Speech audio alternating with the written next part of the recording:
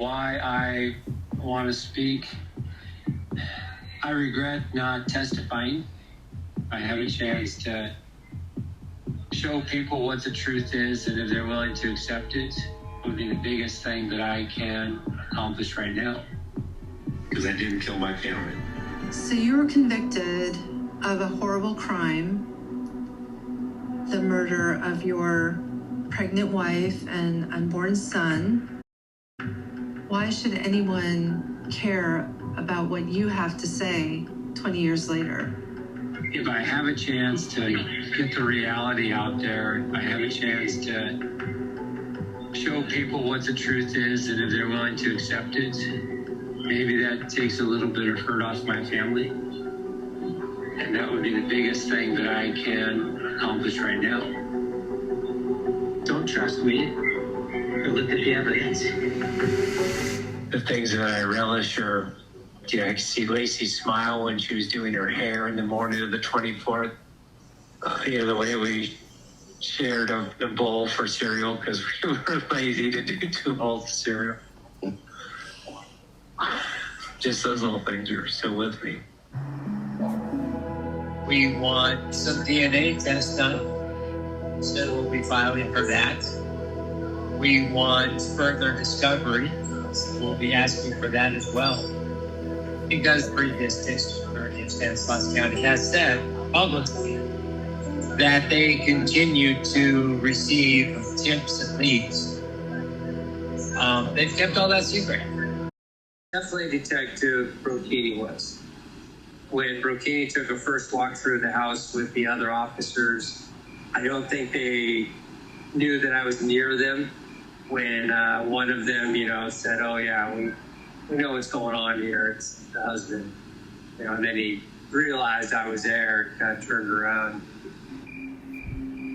The instances where there was evidence that didn't fit the detective's theory, they just assumed she was dead. But what if they talked to these people and they found out where she was and they learned information from them which could have brought her home?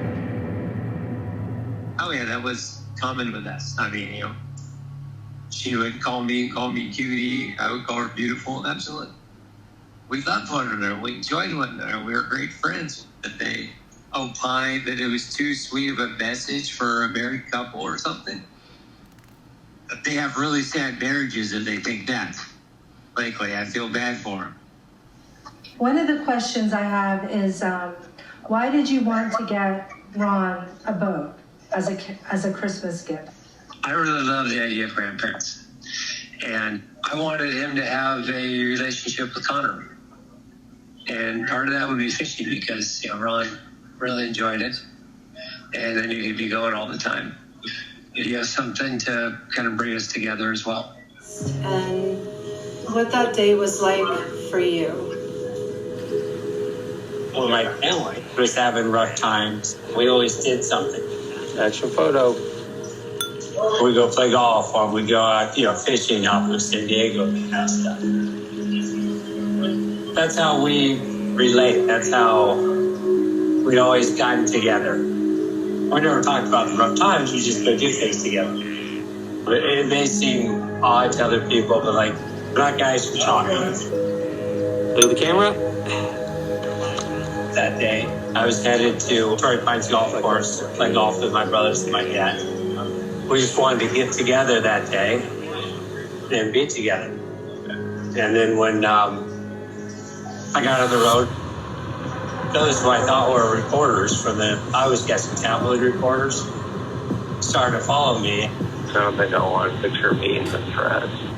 I don't want a picture of me being taken and, splashed on a tabloid. Just could imagine what the headlines were. I had no concept that the police were following me around. Oh, gosh. I lost them and another set got me. Scott was very good at counter-surveillance driving. As he would drive along at high speeds, he would brake heavily and cut lanes. These guys, they know I'm onto them. I stop on the highway and they, stop behind me. They're just... I didn't have any concerns when I got home.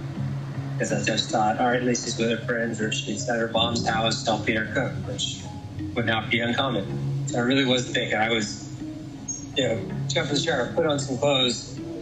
And then when I called over there, I found out Lacey was not at her mother's house. And I started to get concerned. I'd had people spit on me at gas stations. I'd received death threats on the phone. Scott, what about the allegations of a girl? I was still expecting to go home that day. It was just like this horrible physical reaction that I had. Everything just went kind of silent. I couldn't feel anything. I couldn't feel my feet on the floor. I couldn't feel the chair I was sitting in. My vision was even a little blurry. And I just had this weird sensation that I was falling forward. I was staggered by it. I had no idea what was coming. Someone expressed it to me. The police just told everyone where you were. They just gave everyone, a way to implicate you. Half of America knew where this man was on Christmas Eve. If someone else committed this crime, where they would deposit the bodies is in the San Francisco Bay. If you want to assure that you aren't going to be convicted, and Scott Peterson will be. If the burglars were going to frame Scott, you're not going to weight the body down and hide it. You're going to want it to come up.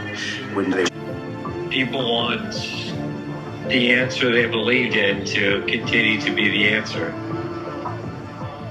People we all are, we're slow to admit we're wrong. I knew it was missing, but the first time I heard that the police knew about it being pawned was well after I was arrested. The police have to provide the defense with discovery when they ask for any exculpatory information. The police hadn't shared this with us at all. And now I know why, because they covered it up. I think it was a wild goose chase. Were you fleeing to Mexico on the day of your arrest? Was that your plan? I don't understand that at all, because I just want to be clear, I was never running from the police. I was always in contact with them. I'd answer most of their calls. There were times that I was very frustrated that I would not take their calls. The reason I dyed my hair was because of the harassment and death threats I was getting. I got a brother's driver's license to get a discount. I was fraudulently getting a discount to play golf. It's quite expensive for someone that's out of the county. Yeah, much cheaper for someone who lives in the counties. I guess I was going to scam the golf course a little bit. Once I was arrested, I thought that the police would soon come to the realization they made a mistake. Narrative that I wasn't concerned or something, but there were so many times when I was on the edge and just trying to hang on. I was surprised to read that in their reports, and totally reported falsely about my mood. Hey, Shereen. Hi, Scott. How are you? I should tell you this in advance. I'm looking at the clock here. It's 1:18. It's supposed to be a 1:30 lockup, so we may only get 12 minutes. Okay. Not sure what they'll do. I have a few questions for you today. After the world basically heard your phone calls with Amber Fry, they came to the conclusion that you killed Lacey. How does that make you feel? Horrible. I'm the total a-hole to be having sex outside my marriage. Why didn't you tell the police right away about Amber Fry? During the so-called investigation, I really did everything I could to bring my family home. And that included keeping my cheating with Fry from people. I didn't tell people because I wanted the search to continue. I guess I understand why she tried to turn it into a relationship after the fact. It made claims that it was something more. But it simply wasn't. That's a massive misconception, I think, and I was absolutely wrong. But I embrace the truth on that. It's a horrible truth. I'm sorry I've rambled on, but these are thoughts that haunt me, and It's devastating. I feel such shame and guilt that me having had sex with Amber Fry caused all that they didn't live for her life. I believe so. Now we've got this blood that needs to be tested, and my attitude on that is test that evidence. And then you're going to be able to show that it doesn't come back to anything to do with Lacey or Scott. If we had the wrong guy in prison, we would want to know about it.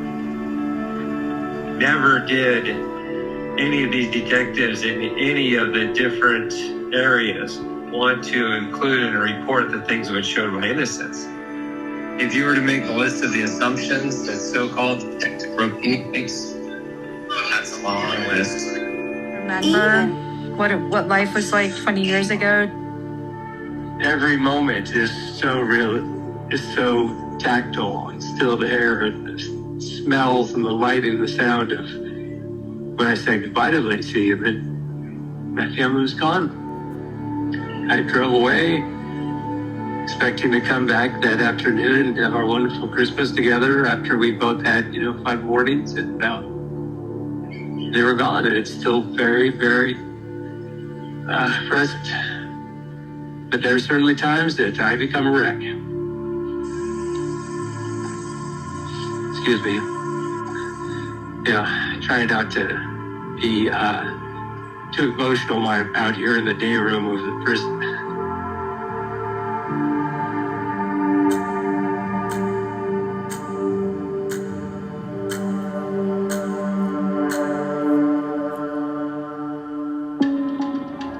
A lot of people bring up the boat and the fact that Lacey didn't know about the boat. She absolutely knew about it. We looked at the classifieds together. We were searching for it. She came down to the warehouse to take a look at it. He says, Trying to get together, trying to keep it together, trying to get the search started, trying to deal with the police. There's no time to fall apart. I couldn't let that happen. okay, so she told you what she's done. Weird, or he didn't cry. They're saying it because I was unwilling for the first few weeks to go in front of a camera and give them the terrible emotions I was feeling. I wasn't the last one to see Lacey that day. There are so many credible witnesses who saw her walking in our neighborhood. I've recently learned that one of the reports, the person came down, talked to the police at their command center. And the police told him, no, you're wrong. You did not see her. Just dismissed him without even looking into it. Now it's devastating to learn that kind of stuff. And gosh, I look back on that now and I wonder if that was the right decision. We had the evidence of my innocence. It was a nightmare being stuck in county jail. I just wanted to show it as soon as possible, and I would not let Kara go split time. Now I look back on some of the things we've learned, some of the things we're still learning during trial. And I kind of wonder, gosh, if I had been more prudent or patient or whatever, maybe things would have been different. The Scott Peterson murder. It's like we're just coming home from fishing. I didn't think it was them. When they told me, I had just terrible physical reaction, and there's really emotional physical reaction. But I was in a car with those two detectives. Really didn't believe the police so much when they told me. Or just said, no, that's not possible. The lab results could come any time now. At that point, you didn't believe that it was Lacey and... Not at all. There had been a report that the body had been found on the shore in the bay. So frankly, we thought because there hadn't been an announcement that, it wasn't her. So it wasn't a thought. It wasn't unheard of. There's been other bodies, on the bay before. There's been people who've driven into the bay and their bodies were found. So it wasn't like it was the only possibility. You didn't want to be married and you didn't want to be a father. That's so offensive, so disgusting. I just don't get that argument, and it's just absolutely not true. I certainly regret cheating on Lacey. Absolutely.